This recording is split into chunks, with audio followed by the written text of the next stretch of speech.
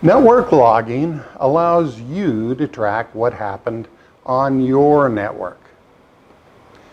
If you have a record of past network activity, then you can prove that something happened, or prove that something didn't happen, or maybe figure out what actually happened. And sometimes you can figure out how to fix it. Network logging is a useful tool to manage your network, and some organizations have legal or regulatory requirements to do network logging and accounting. You expect to see network logging once an organization has a security team. The first step in setting up a network logging tool is to create an appropriate data retention and deletion policy. Historical network logs are a two-edged sword. They can help you solve problems. They can also become a security or privacy nightmare. And once you have network records, your opponents may try to acquire your logs via hacking, brute force, or legal maneuvers. Your best preparation is to figure out the shortest useful retention interval and then make policy, process, and procedure to delete expired network logs.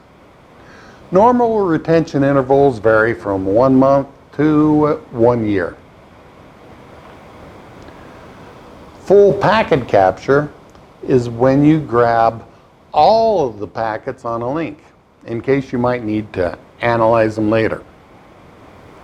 Free and open source solutions include TCP dump and Wireshark. You can purchase expensive logging solutions from a number of vendors, including Thousand Eyes, Endace, and NetScout.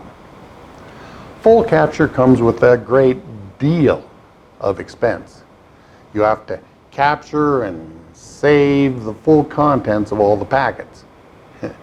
Then you also have to store time, location, and context information. And you have to save it all for as long as it's useful or required by regulation. Then you have to sort through an awful lot of chaff to find the interesting bits. Then you have to understand what you found. In the early days of the internet, full capture was worth it because you could understand almost any network condition. As time has passed, the value of full capture has dropped. At first, most information transfers were simple, self-contained, and unencrypted. Now, almost all information transfers are complex. They depend heavily on pre-existing system state, and then they're encrypted. Now we find that there are many network issues that cannot be understood with full packet capture.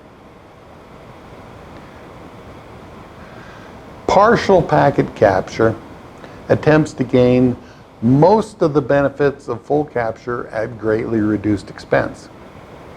As the value of full capture is dropped, the value of partial packet capture has remained constant. Today, partial packet capture achieves most of the benefit of full capture. There are two main approaches to partial capture. First, collect descriptive information about each network connection.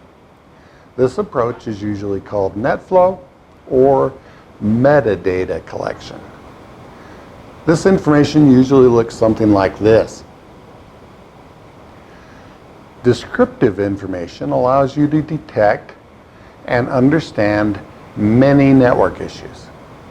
This is a good approach for meeting the needs of security or complying with regulatory requirements.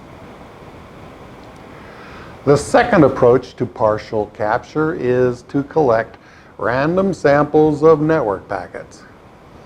This approach is usually called SFlow. SFlow logging collects a statistically significant sampling of the packets on your network. But because it is a sample, you can't really use SFlow to prove that something did or didn't happen. So SFlow alone is usually not sufficient to meet the needs of security or regulation. SFlow is good, though, for capacity planning, network profiling, and network management. Currently, many large organizations implement partial packet capture using NetFlow or SFlow, and then they augment it by doing full packet capture when they have an interesting problem.